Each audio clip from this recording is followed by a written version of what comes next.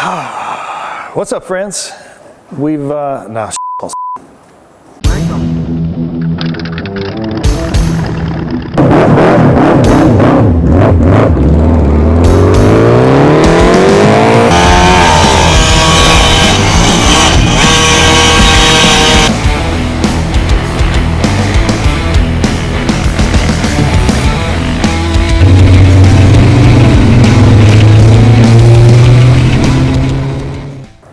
What's up, friends? I've got our first cool vehicle in the new shop here. Everything's kind of getting up to where I can do some actual work. And so we got a 1960-ish MGA here. It is sitting on a Nissan pickup chassis, 1990 D21 hardbody pickup chassis. So has a lot of Nissan parts in it, and it kind of drives and runs like a 90 model Nissan pickup. When this whole thing started, a friend of mine bought this car many years ago. It came in this fashion. It's never run right. It's always had issues with the engine and management and things of that scenario. He took out the engine, brought me the engine, and wanted me to build him another engine because it had some detonation issues and it was melting down spark plugs. So this is the engine that we built for him. It's a K24D. So it's the early model single cam K24. It actually has the 240SX block, which is kind of interesting. That's what the casting numbers came out to, with the pickup head on it. We put in some flat top pistons. We're going to go away from the original computer system and injection system completely and go on our own. We're going to do a micro squirt system on this thing. We changed out the pickup wheel and the distributor to one that talks with the micro squirt. All we got to do is click a box in the cell and it'll turn on and fly. We're going to go to coil on plug. I've got some coil packs from Nissan VQ on here, which I've used on other projects in the past, which work pretty good. Then we're switching it over to inline fuel injectors, where it used to have the side feed injectors on it, with the fancy billet fuel rail here, adjustable fuel pressure regulator. We're going to go from the old 34 PSI system up to a normal 50 PSI system, like a modern car. And basically that should be a good running little motor with the header on it. I've got to build an intake manifold for it. So we ditched the original upper intake and throttle body because it was awful. It had no plenum volume for us to be able to do speed density calculations off of. So I've got some aluminum. We're going to build an intake plenum for this thing, put a big throttle body on it, and see what we can do. The initial plan for this build was I was going to build a motor. We were going to take it to his house, the owner's house. He was going to install it. And then I was going to come back later and install the standalone ECU and get the thing running and tune it. With that being said, my plan was to buy a factory connector for the factory ECU and then tie the Mega Squirt harness into this so that I can make a plug-and-play micro squirt for this application. I wouldn't have to do anything. But what I'm going to do, I think, is ditch the stock plugs, ditch the stock harness, and go ahead and just tuck and make a nice harness for this engine and get it to where it looks good. So let's take a look at this car. The wheels, they're like an Expedition or something, and they're awful. Those got to go. We're going to go ahead and switch this thing to 5-lug, and that'll give us some more option for different wheels. The side pipes are actually Nerf bars that have been cut and turned and mounted upside down so that they look like side pipes. They don't actually work. If we check out the engine compartment, it's not terrible, but it does have an 80s and 90s Japanese feel to it. So we want to clean it up, make it a little more sanitary, and see what happens there.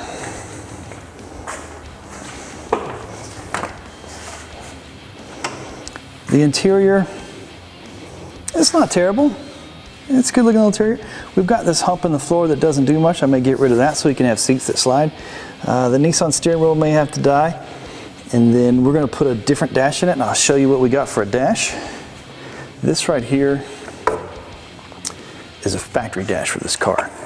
Kind of cool looking. Big round gauges, got some lights and things.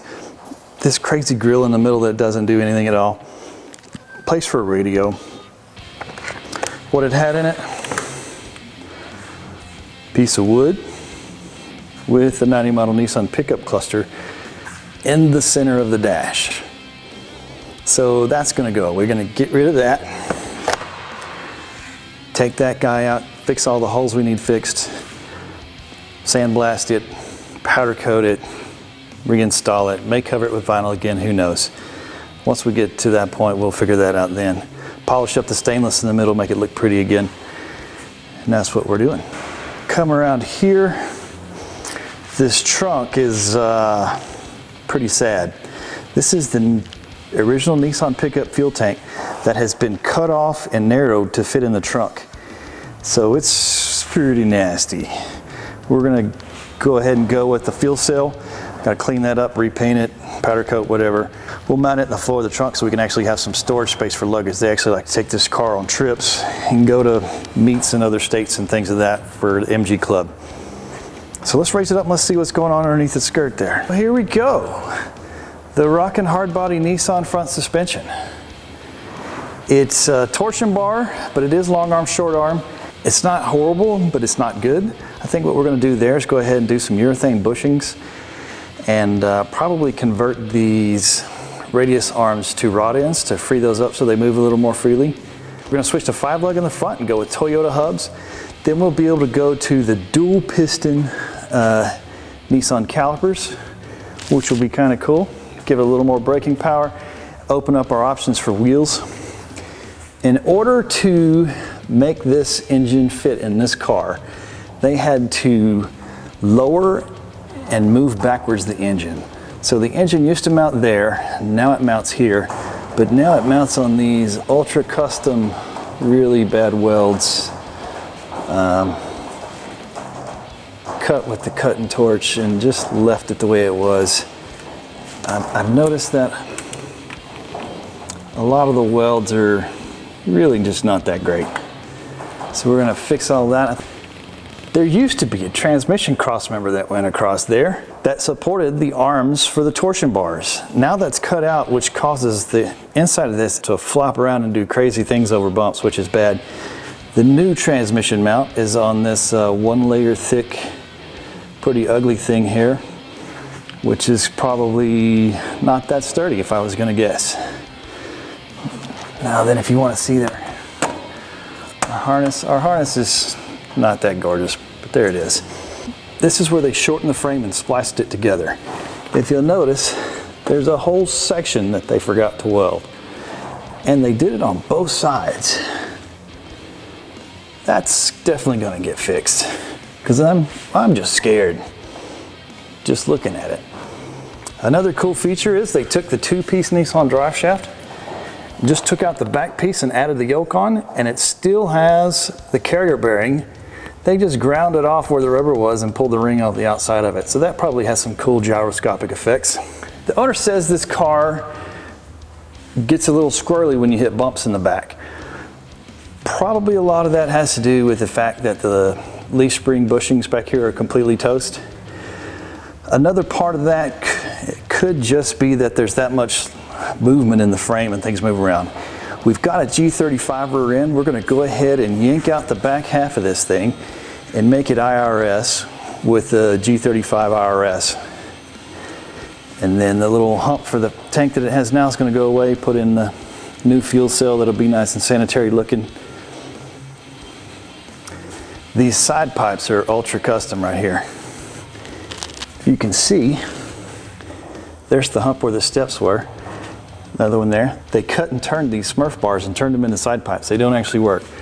The owner wants them to work, so we're going to buy some real side pipes and do some fabricating and see what we can come up with. This thing actually has the Nissan truck floor pan in it. So if you look here, they've used a lot of sheet metal screws to attach sections of the body to the floor.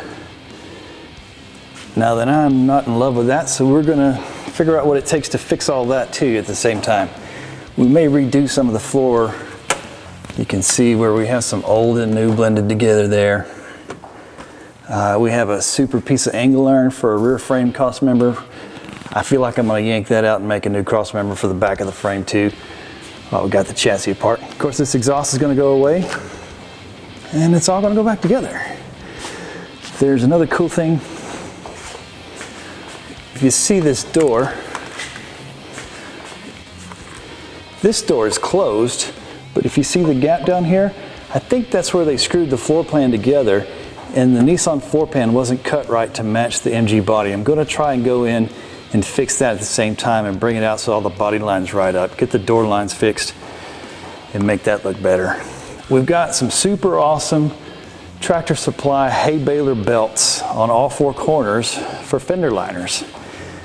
The front fender liners are actually missing the inner part so it's constantly spraying stuff onto the engine, and you can't keep the engine compartment clean on this car. Another reason to go to the G35 diff is, if you notice, the back tires stick out past the flares. The front tires are a little bit inside the flares. The G35 rim will be 3 inches more narrow, and hopefully that'll help stop throwing rocks and things. It throws a lot of rocks at these fender flares and puts chips in the paint, which the customer doesn't like. We'll probably also go in and make some little mud flaps out of Kydex or something that look sanitary and look like they belong. So that's our first big project here. Gonna get this thing apart, tear the body off of it, start doing all the chassis work, get it cleaned up, get it safe, convert it to IRS. We'll go to bigger brakes in the front, switch the front to 5-lug, get all that done right away. Then we'll get the engine and transmission made it back better, fit it back in the hole, some proper engine mounts, proper transmission mount, proper cross members for the frame. Then it'll be time to clean up this body, see what I can do with straightening some of the lines on it, fixing some of the floor issues, get the fuel tank in the back of it, and whatnot. So see if we can turn this into a cool car. It's almost a car. It looks cool now, except for these wheels. These wheels are awful. And that's about it for today. Okay, stay tuned for more videos on this build. It's going to get interesting, I'm pretty sure of it. We'll get it all the way to the point where it's tuned. We'll tune the suspension, tune the engine, get everything running good and driving good, and turn this into a fun to drive car. As always, click like and subscribe, and thanks for watching.